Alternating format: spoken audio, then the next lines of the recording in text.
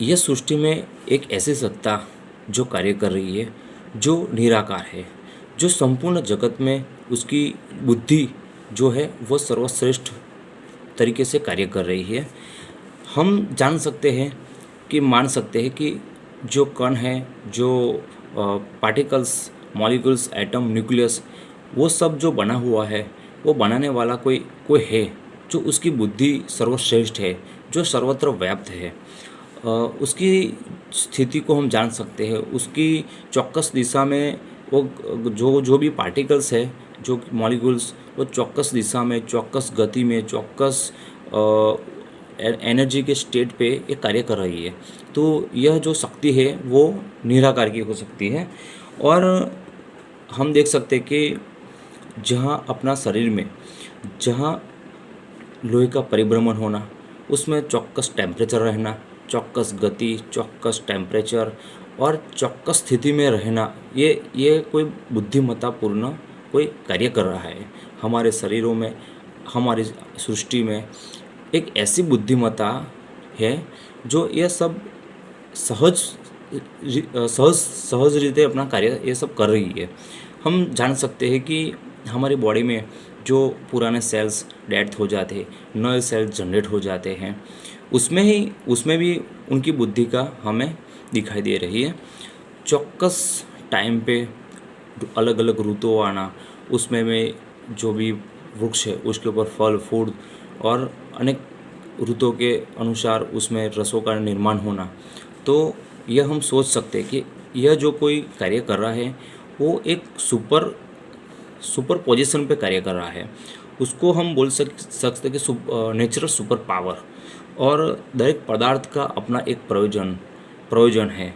सूर्य वो अपनी कक्षा में घूम रहा है, अनेक ग्रह उपग्रह अपनी कक्षा में घूम रहा है, अब चौक्कस दिशा, चौक्कस टाइम पे और चौक्कस अपनी सुरक्षा के दायरे में ये सब हो रहा है। कोई भी पार्टिकल्स या कोई भी बड़े बड़े ग्रह एक दूसरे से कभी भी टकराते नहीं हैं। क्यों? क्योंकि वो किसी के कंट्रोल में है। और वो कंट्रोल कौन कर रहा है? तो कि नेचुरल सुपर पावर यानी परमात्मा, ईश्वर। और जो हम सोच सकते हैं कि जहाँ भी कार्य होता है वहाँ कोई ना कोई उसका कारण होता है, और जहाँ कार्य और कारण होता है उधर उसका कर्ता अवश्यमान विद्यमान होता है। सूर्य में से निकला हुआ प्रकाश जब पृथ्वी पर पड़ता है तो उसमें से जो इलेक्ट्रॉन्स हैं और फोटोन क्या करता है? इलेक्ट्रॉन्स के साथ सहयोग करके ऊर्जा रिलीज़ करके तुरंत अपनी मूल स्थिति में चला जाता है। तो यह जड़ पदार्थ को ये किसने डायरेक्शन किया, किसने उसको उसमें इंफॉर्मेशन डाली हुई कि मेरे को प्रकाश में जाके यह ऊर्जा को रिलीज़ करना है। तो यह जड़ पदार्थ में किसी का हाथ है, किसी का कार्य करने की प्रेरणा दे रहा है। जब हम सोच सकते हैं कि पानी, उसमें जो हाइड्रोजन और O2 ऑक्सीजन, वो दोनों मिला के पानी बन जाता है, लेकिन आज तक कोई भी साइंटिस्ट ने ऐसा नहीं सोचा कि हम पानी बना सके। जो पानी बन जाता तो आज पृथ्वी पर अनेक प्रकार की जो समस्या है वो निकल जाती। लेकिन ऐसी कंडीशन, ऐसी जो स्थिति है वो हम पैदा नहीं कर सकते, वो कोई और पैदा कर सकता है जो हमारे से सर्वश्रेष्ठ बुद्धिमत्ता पूर्ण है। और हमारे शरीरों में देखो, जहाँ डॉक्टर है, दांत का डॉक्टर तो के कान के बारे में नहीं जानता है, कान का डॉक्टर फेफड़ों के बारे में नहीं जानता है, फेफड़ा का डॉक्टर मन के जो रश्मियाँ है उसको नहीं जान सकता है। लेकिन यह जो पूरी बॉडी बनाई हुई है उसमें जो कॉन्स्टेंट जो ऊर्जा जनरेट कर रहा है वो कितना बुद्धिमत्तापूर्ण होगा। ये सब सहज रीते अपना ये सब कार्य हो रहा है बॉडी में।